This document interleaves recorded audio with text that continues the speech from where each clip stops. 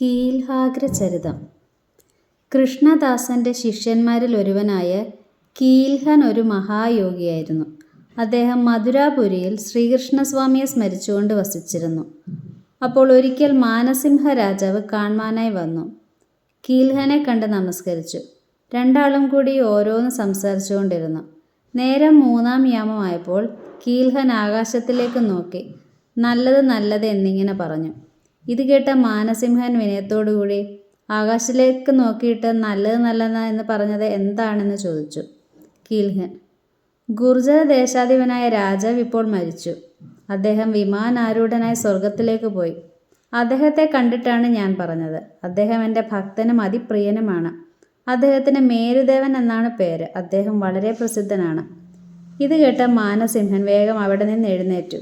വളരെ വേഗത്തിൽ ഈ മഹാത്മാവ് പറഞ്ഞത് സത്യമാണോ എന്നറിയാൻ ഒരു ദൂതനെ അയച്ചു. ആ ദൂതൻ ക്ഷണനേരം കൊണ്ട് ഗുർജര ദേശത്തിൽ പോയി എഴുത്തു വാങ്ങിക്കൊണ്ട് വന്ന് മാനസിംഹന് കൊടുത്തു.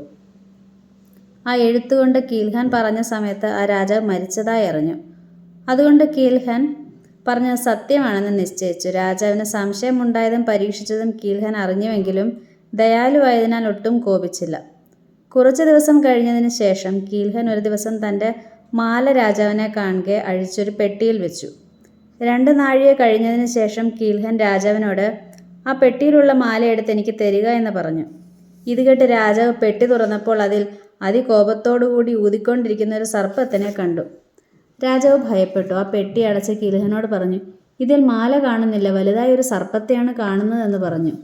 ഇത് കേട്ട് കീൽഹൻ പെട്ടി തുറന്നു, മാല പുറത്തെടുത്തു, പിന്നെയും അതിൽ വെച്ചു. രാജാവിനോട് ഇനി മാല എടുത്ത് എനിക്ക് തരിക എന്ന് പറഞ്ഞു.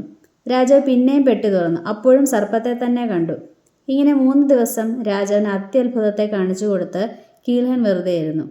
ആ രാജാവ് തന്നെത്താൻ വളരെ നിന്ദിച്ചു. കീൽഹൻ്റെ കാര്യത്തിൽ സംശയമെല്ലാം ത്യജിച്ചു വളരെ ഭക്തിമാനായി ഭവിച്ചു. ആ കീൽഹൻ്റെ അനുജനായിരുന്നു അഗ്രദാസൻ.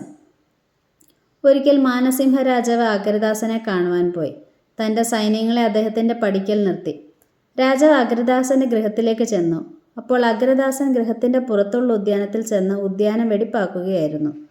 രാജാവ് ഗൃഹത്തിൽ പോയി നോക്കുമ്പോൾ അഗ്രദാസൻ പത്മാസനത്തിലിരിക്കുന്നതായി കണ്ടു. ഉടനെ നമസ്കരിച്ചു. ദാസനെപ്പോലെ വിനയത്തോടുകൂടി നിന്നു. അപ്പോൾ അഗ്രദാസൻ രാജാവിനോട് കുശലപ്രശ്നം ചെയ്തു. രാജാവ് അഗ്രദാസനോട് തൻ്റെ കഥകൾ പറഞ്ഞുകൊണ്ടിരുന്നു. അപ്പോൾ അഗ്രദാസൻ ഉദ്യാനം നല്ലപോലെ വൃത്തിയാക്കി മടങ്ങി തൻ്റെ ഗൃഹദ്വാരത്തിൽ വന്നു. രാജഭൃത്യന്മാർ, അവിടെ രാജാവ് വന്നിരിക്കുന്നു, അങ്ങോട്ട് പോകുവാൻ പാടില്ല, ഇവിടെ തന്നെ ഇരിക്കുക എന്ന് പറഞ്ഞത് കേട്ട് അഗ്രദാസൻ അവിടെ തന്നെ ഇരുന്നു. ആ സമയത്ത് എവിടെ നിന്നോ നാഭദാസൻ, ഈ ഭക്തമാല ഗ്രന്ഥത്തിൻ്റെ കർത്താവ്, അവിടെ വന്നു. ഗുരു, ഇതെന്താണെന്ന് ചോദിച്ചു.